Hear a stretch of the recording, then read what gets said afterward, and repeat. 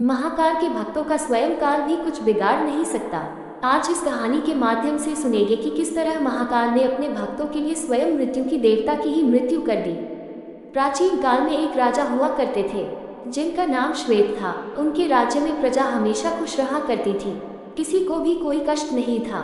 हर कोई अच्छे से अपना जीवन यापन करता था। सभी लोग अपने कर्तव्यों का पालन करते थे। उनकी भक्ति से राज्य में अन्न जल की कमी नहीं थी। राज्य में राग, द्वेष, चिंता और अकाल नहीं था। वृद्ध होने पर राजा श्वेत अपने पुत्र को राज्य सौंपकर गोदावरी नदी के तट पर एक गुफा में शिवलिंग स्थापित कर शिव की आराधना में लग गए।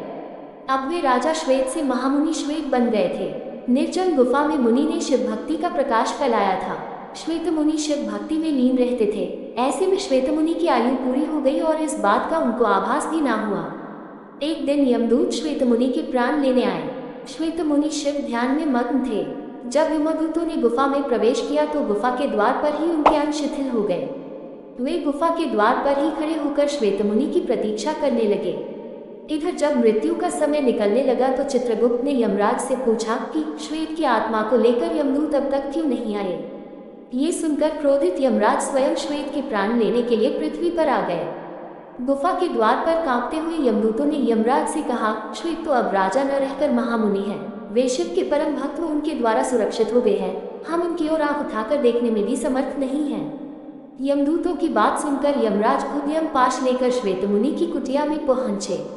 श्वेत मुनि अपने सामने विकराल शरीर वाले मृत्यु के देवता यमराज को देखकर चौंक पड़े और शिवलिंग को पकड़ते हुए यमराज से कहा, हे देव, आप यहाँ क्यों पधारे हैं? जब भगवान शिव मेरे रक्षक हैं तो मुझे किसी का भय नहीं, अतः आप यहाँ से चले जाएं। इस पर यमराज ने कहा, मैं तुम्हें यमलोक ले जाने आया हूँ। और क्रोधित होकर यमराज ने हाथ में पाश लेकर श्वेत मुनि पर यमपाश डाल दिया।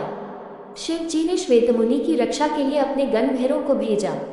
भैरव ने यमराज को वापस लौट जाने की चेतावनी दी, लेकिन यमराज नहीं लौटे। शिव भक्त पर यमपाश देखकर भैरव ने यमराज पर प्रहार कर दिया।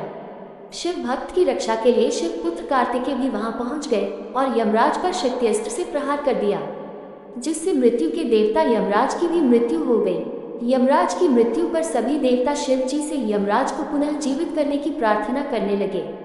शिव जी ने देवताओं से कहा, मेरे भक्तों पर मृत्यु का कोई अधिकार नहीं है। स्वयं काल भी महाकाल के भक्तों का बाल भी बांका नहीं कर सकता।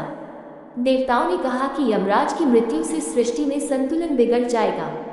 तब यमराज के पिता सूर्यदेव ने भगवान शिव जी की कठोर तपस्या की और तपस्या से प्रसन्न होकर भगवान शिव ने नंदी से यमुना नदी का जल मंगवाया और उस जल के छींटे यमराज के मृत शरीर पर डाले, जिससे यमराज पुनर्जीवित हो गए। कहानी पसंद आए तो लाइक शेयर करना और चैनल को सब्सक्राइब करना मत भूलना। धन्यवाद।